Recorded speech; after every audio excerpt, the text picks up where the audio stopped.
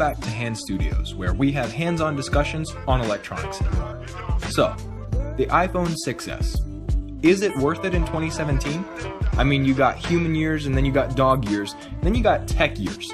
Like, 1 year is someone's entire life.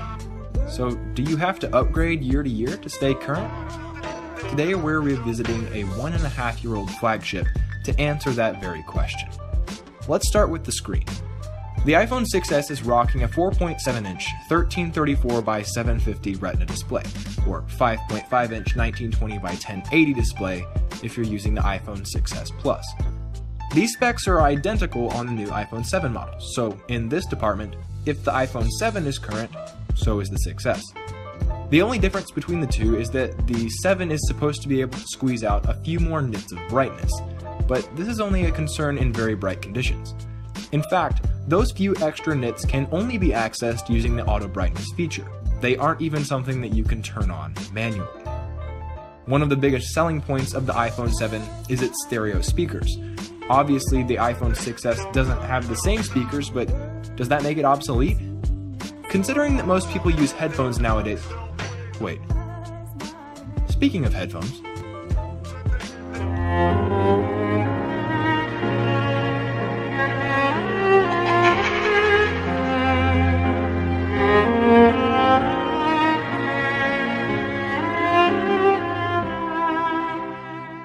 Another big selling point of the iPhone 7 was its camera, and I'll grant you that the iPhone 7 Plus camera in particular might warrant an upgrade.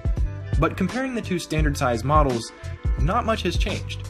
The new phone has a wider aperture and optical image stabilization, both very helpful for low light shooting.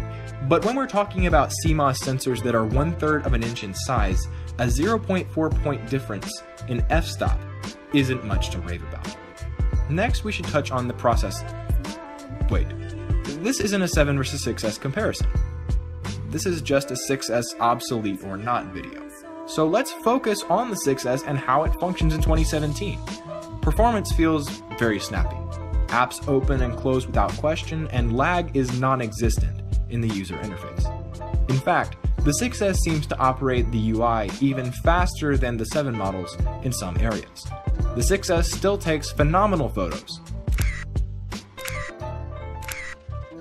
And you have a headphone jack. If you're an audio junkie like me, then you're going to want that jack without the pain of carrying a dongle. But regardless of comparisons, is the iPhone 6s still a good phone in 2017? Yeah, absolutely. Companies may employ planned obsolescence, but what many people fail to realize is that just because their phone isn't this year's model, it isn't any worse than before. The iPhone 6s is still a flagship phone that kicks a lot of other phones in the It easily keeps up with all the demands of daily life, and handles graphic-intense applications without question. It even outperforms some laptops. The benchmark scores didn't drop by 1,000 points on the release date of the iPhone 7. The iPhone 6s is what it is, and what it always has been. A phenomenal piece of workmanship, and one beast of a phone.